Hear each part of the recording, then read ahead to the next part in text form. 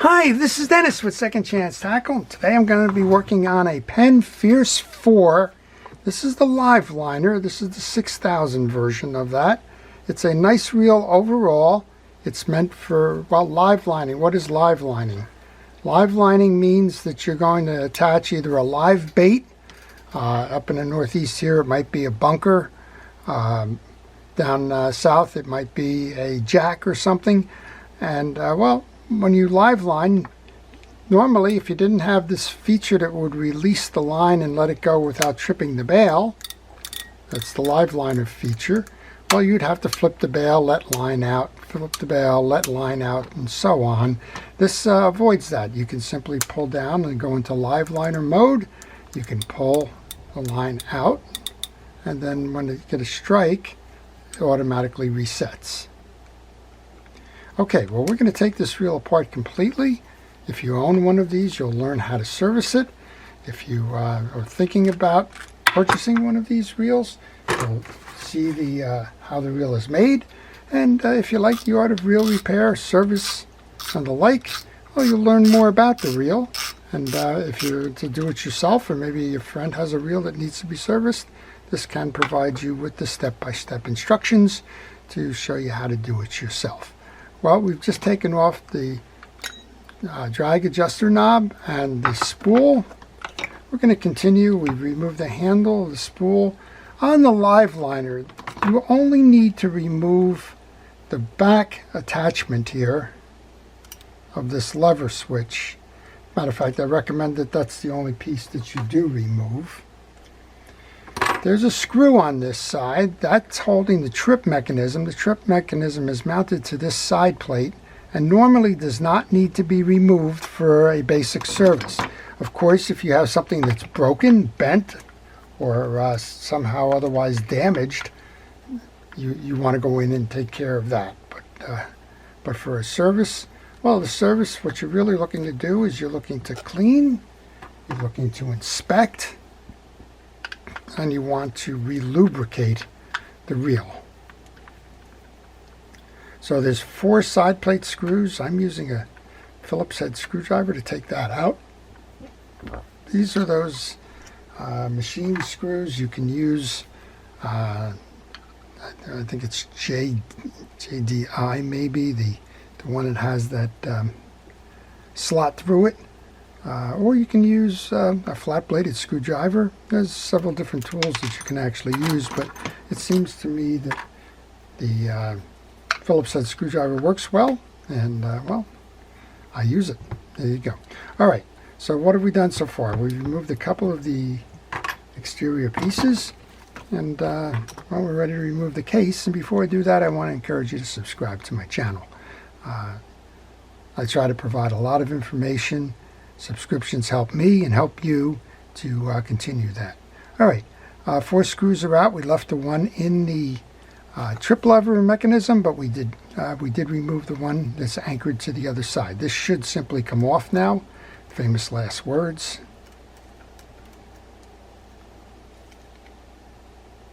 There we go. And here you can see the back end of this. If you've taken it apart and if you're wondering how it all goes, well, there's 2 things I would recommend that you do. First one is get a schematic that shows you how this is mounted.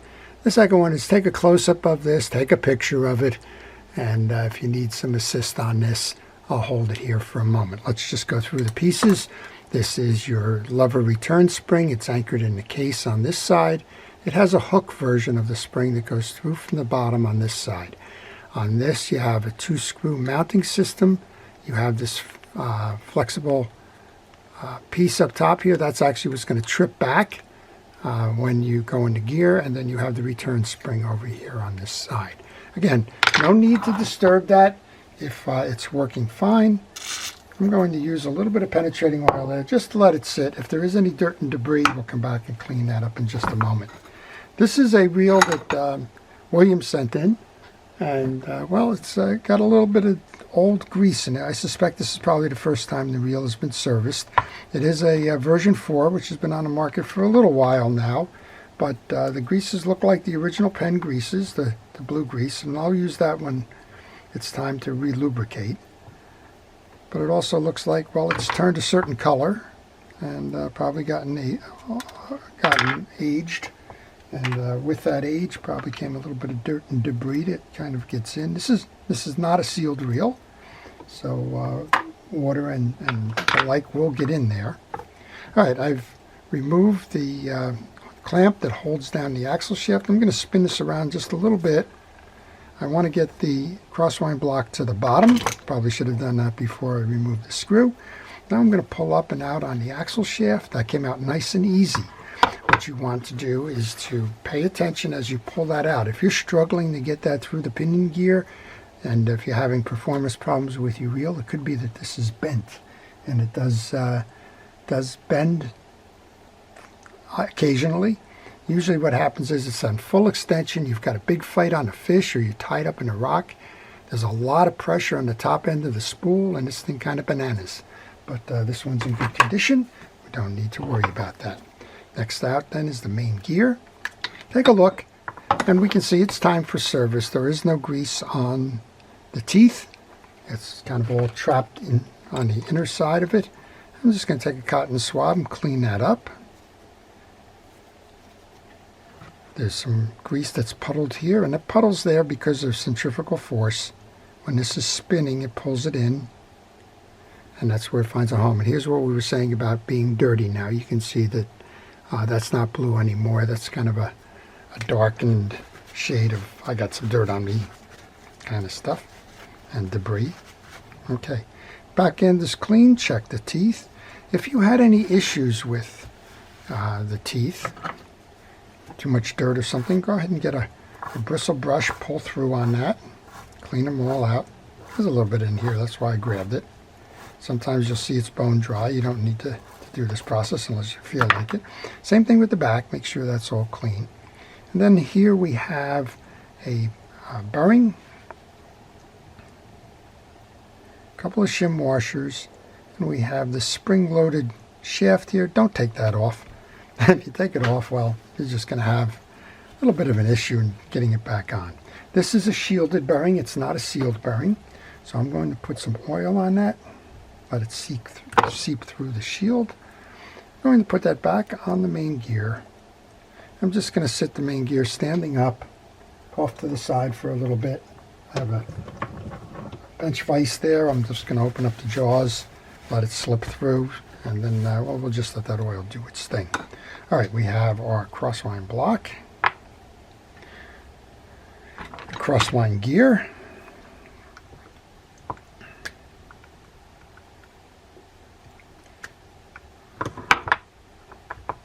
that one is not held on by a screw, but it is a little tight.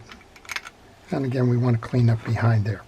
Now, normally you don't need to service this assembly here. This assembly is the rear drag assembly.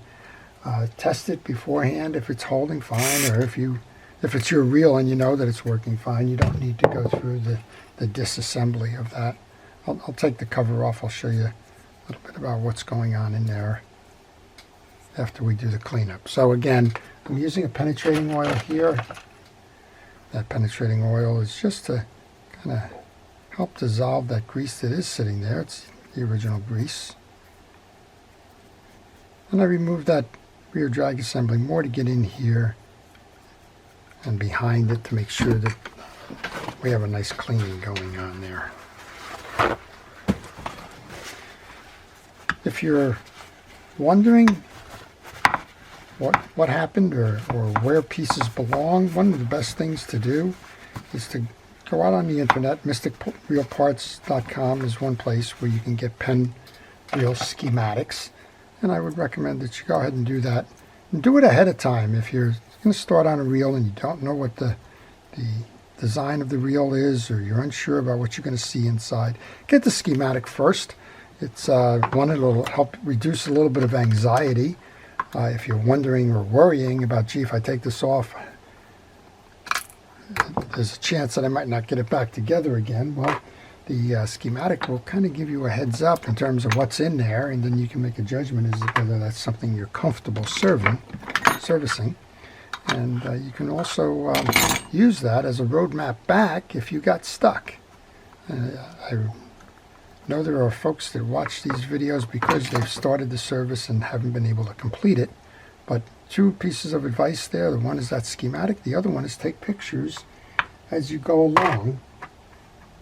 That way, when things start to get a little bit lopsided, you'll be able to correct the course looking at your pictures or looking at the schematic. All right, I'm just cleaning these parts up before I move ahead. I want to get that old grease off of there because that old grease contains contaminants like dirt, micro salts, micro sands, and the like. That's always a good thing just to get it out of harm's way. I do use a paper towel on my bench. I do that to keep the greases and oils and dirt off the bench so that the next time around I don't transfer that to another reel. All right, those are cleaned. And some of you may be wondering where those pieces are going. I have a parts tray. It's a fast food container. That's how I manage the parts that I remove. And I recommend that you have a system to remove your pieces and parts and keep track of them as you do. Mine is more organized chaos, but there's a lot of different systems out there. Just find one that you're comfortable with and use that as the management system.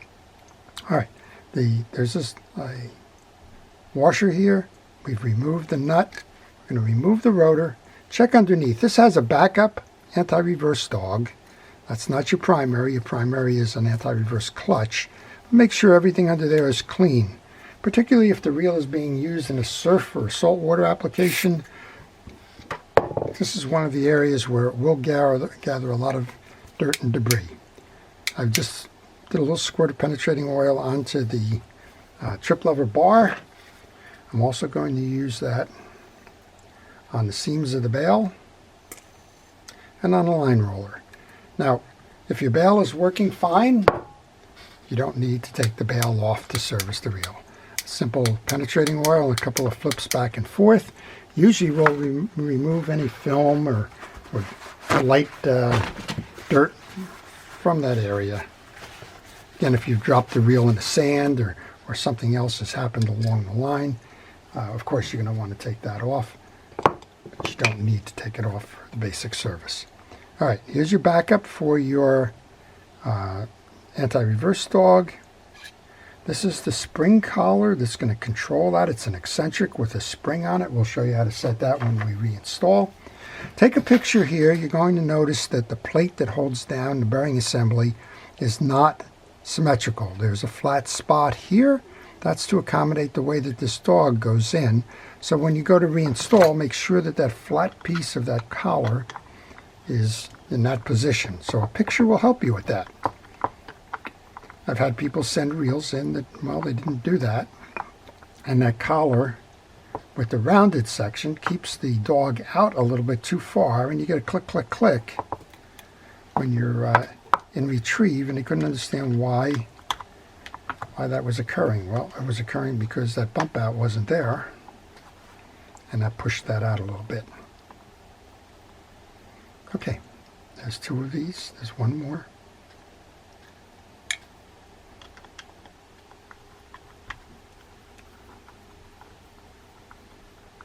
Well, if you have any questions on this reel or any reel, maybe you're working on one and you're stumped.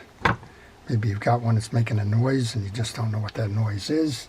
Maybe you're thinking about doing a service but you need more guidance. Just leave those questions in there. I will try to answer those for you. Okay, notice you can see it much easier now. There's a flat side to this collar. Put that right with the screws that I just removed. And then we can pull up and out on our assembly. A few pieces and parts in here. It's a sealed bearing on the top. It's got a carrier. The carrier is not flat on this side. There's an indentation on this side. That's the bottom side. Next is the anti-reverse clutch and shield. You want to make sure that this shield is dry. You do not oil anti-reverse clutches. Also notice when you take the clutch out, you have a metal case on one side and a plastic case showing through on the bottom. That's the bottom. Just flip that up. And we'll clean off the pinion gear as well. Again, just like we did with the main gear,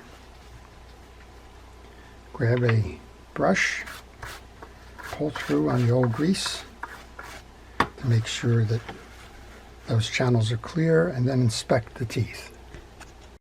With that cleaned, we can begin the re-lubrication.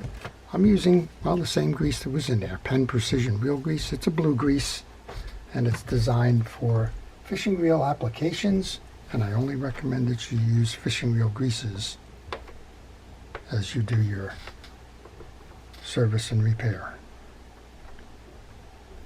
A lot of people ask about household greases, automotive greases, all kinds of greases that are out on the marketplace. Just stay with the fishing reel greases. You can't go wrong. They're not expensive. Same thing with the fishing reel oils. And you can get them online. Bearing goes back. I just put a coating of oil on that, just like we did on the main gear. The shield goes back on. The anti-reverse clutch goes in and on.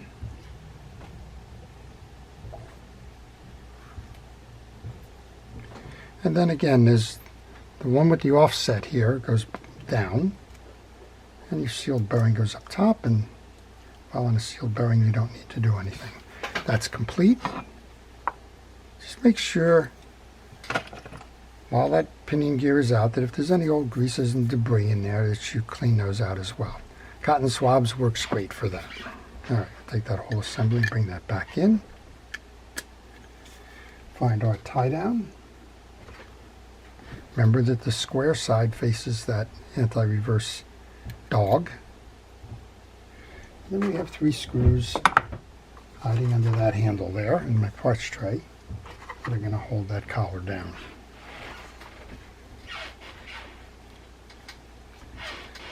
This top end is the same across the Fierce lines, regardless of whether it is a bait feeder, live liner, or whatever we want to call these, or a standard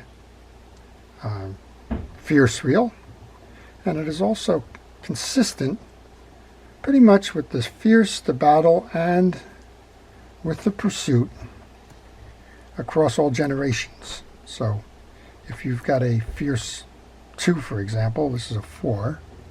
If you got the Fierce 2, that top end service is pretty much comparable. They may even share the part numbers. I'm not sure. The bearings are certainly sharing.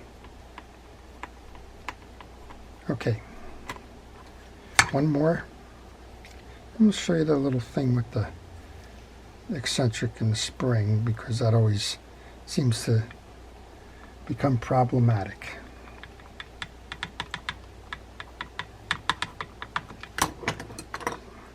Those micro screwdrivers are good, but sometimes you just can't get the torque you need. Okay, tighten it down. You want to note on here, this is a 3-piece assembly. We have a plastic carrier, we have an eccentric, and we have an eccentric spring. That eccentric spring has a 90-degree fork in it. It turns right here, and it has to set between these 2 little bump outs. If you don't set it between there, it will not work. So let's take it out and show you. There's your 90-degree bump out. It rides in a slot here, and it needs to go in like that in order to be functional.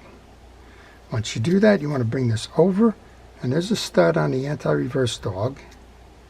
You need to get the stud and this lined up, and I think I just brought that off as I was doing that. So just redo again. There's kind of goalposts here underneath. Seat that properly. Make sure that you're in with that. Be patient, bring it over, line it up. With that installed, then we can put our rotor back on. I want to pull this in.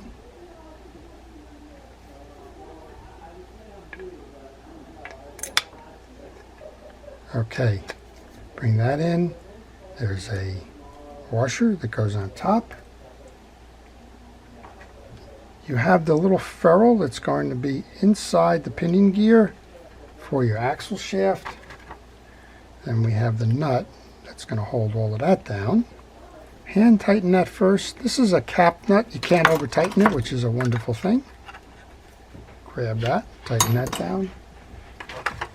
We have the tie down. And then we have the screw for the tie down.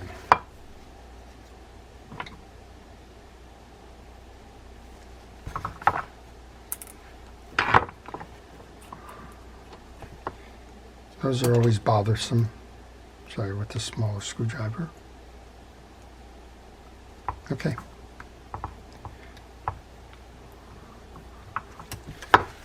Once you do that, then we can turn our attention to the bottom of the case.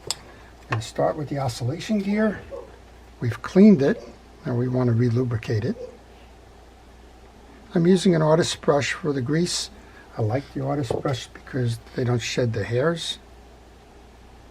And get a good amount on all surfaces. When you put that in, you want to bring that to the bottom position for the stud. Use your brush to lubricate the crosswind block. Bring that on. Make sure it's seated in the channel. Then we can take that assembly. So the assembly, if you need to get access to it, you can't get access to the cup until you remove the assembly. Once you do, the cup will pull off. Underneath here, you have a spring and a 4-pronged cover. Here's your drag washer. You have I forget what that's called, pinion or something maybe, for your axle shaft. And on top of that, there's another metal washer and another drag washer. When you do this, there's also this silly little noisemaker over here. You can see it. There's a little roller bearing held in place by this sleeve. Just simply bring it back together again if you needed to change those parts. That drag washer is in excellent condition. All right. There's a slot on the bottom. That's the one you're going to pay attention to. You're going to look for the lower slot on the case.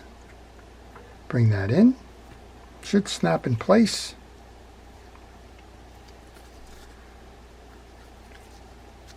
Make sure that it's tight. You can kind of peek in behind here to make sure that's the case. We can take our axle shaft, light coating of grease, bring that through the top, through your crosswind block, and into that little carrier ratchet. Maybe it calls it ratchet. Okay, figure it out. Terrible. All right, there's 2 slots in the axle shaft. One goes high, one goes low.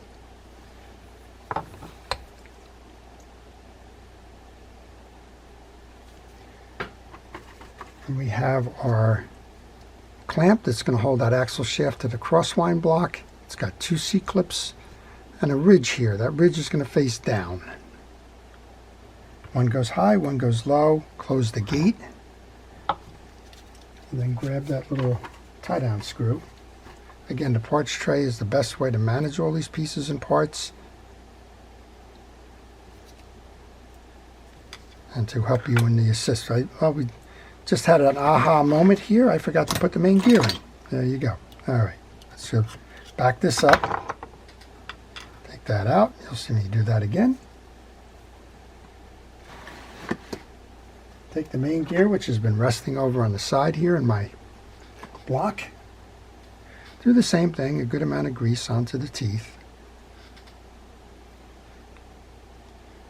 I usually check my parts tray, and I kind of had a senior moment there where I realized that the main gear wasn't in the parts tray. I thought maybe I didn't have anything left there, and of course I had it in a vise, allowing that oil to seep down into the bearing. Now we'll put that in. Now it looks much more complete. Make sure that gets seated.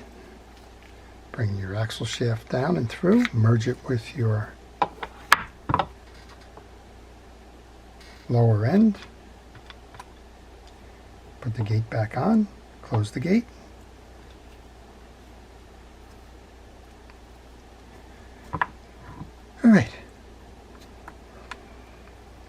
So these have been very popular. I'm not a fan of bait feeders, but a lot of folks like them. And if you like them, well, I don't discourage you from using them. I'm just kind of old school, I guess, in that regard. I also live line with a conventional reel as opposed to a spinning reel, so I guess that that kind of explains it, right? All right, we're going to just put some oil where that penetrating oil was. When you go to install, make sure that the point for your trip lever goes through the case hole. Bring that over and in,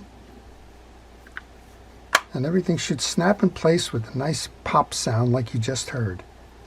Check the seams, make sure that they're all nice and tight all the way around. This one wasn't, so we had to just make sure that we just did an extra little thumb pressure thing there. 4 screws. I like to alternate the screws with these as I do this. So I'm going to put one up in the top corner here, and then I'm going to go to the bottom corner, kind of an X pattern. That's going to keep equal pressure on that side plate. Sometimes you just go in a circular pattern, and all of a sudden you've got something binding in there. Well, that's never a good thing.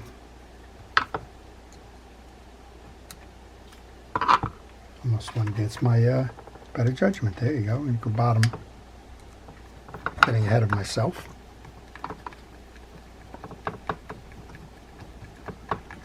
While I'm doing this, I want to thank our first responders, our police, fire, safety, rescue, EMTs, everybody involved in keeping us out of harm's way and taking care of us. I do appreciate that.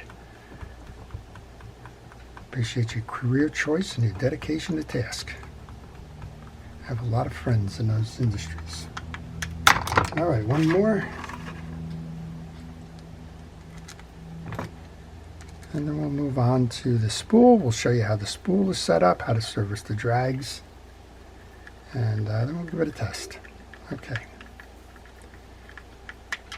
Well, if you're still with me and you haven't subscribed, again, I want to ask you to subscribe. I do appreciate all of the subscribers. We're getting around the 34,000 mark now, and each and every one of those I hold dearly. I do appreciate everybody who's subscribed and who watches the channel, and how you've made the channel as much of a success as it is. So if you haven't done it, it doesn't cost you anything to subscribe, and I would ask that you do just that. All right, that bottom part is done with the exception of the handle. We're going to come up top then, and we're going to open up the spool. Check out the drag washers. So Penn changed the drag washers set up in the Fierce lineup. I believe it was beginning with Fierce 3s.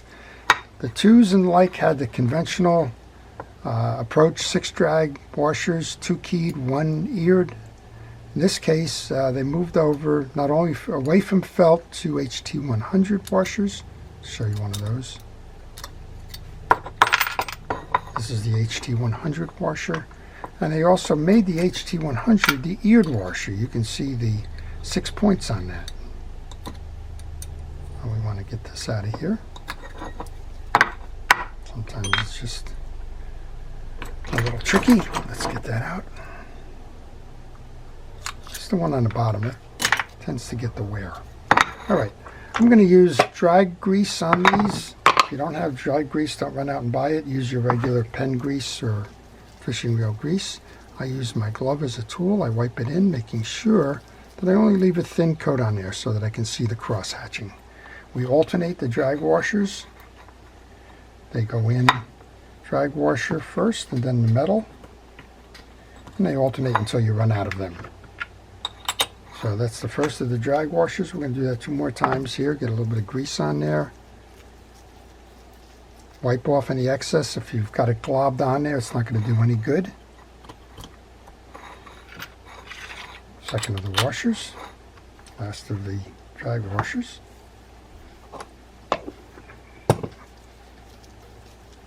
And that's good. That'll help keep those washers fresh and preserve its longevity. All right. This clip goes in the groove inside the spool. Start on the one side, work it around. It's not that heavy a spring clip, but it is a spring clip. So you'll notice I'm keeping my finger on the washer as I rotate around. This has to be lifted up a little bit. All that is a retention spring. That's so that if that was missing and you turned it like this, the dry washers would fall out. That's the whole purpose behind this. Before I leave them, I take a kitchen scrubby, which has got some rod and reel cleaner on it. Just kind of wipe off the excess greases and oils I may have gotten on there during the service. Grab the spool. Let's work that down. Let's put the adjuster knob back on.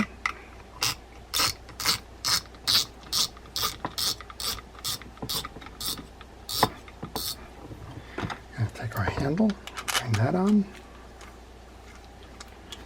All right, right now I'm going to take that glove off, kind of out of harm's way with the greases and that, but I want to make sure that at this point I don't transfer any more of that stuff on.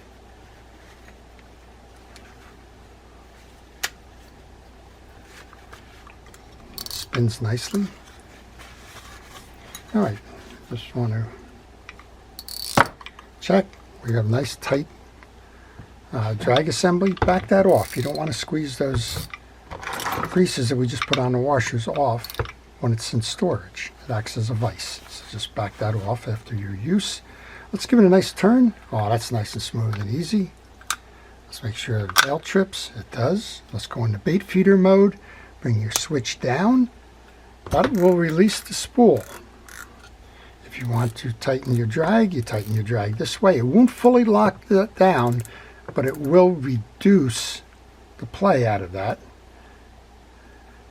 Let's make sure we trip on the way back. So watch the lever. It needs to trip up, lock in the spool, and now you're controlled by the top drag. Okay, that's it. That's how you service the Penn Fierce IV 6000 live liner. It's also how you service the other versions of that series in the live liner. And well, if you know that one, you can get through the Penn Spinfisher live liners as well, and the battles. Okay, well, I hope you've enjoyed that. Again, I want to thank you for watching. I want to encourage you to subscribe. If you have questions, please ask those questions. I will try to provide the answers for you. And well, I just want to take a moment to wish everybody a great day. Thank everybody for watching. This is Dennis with Second Chance Tackle.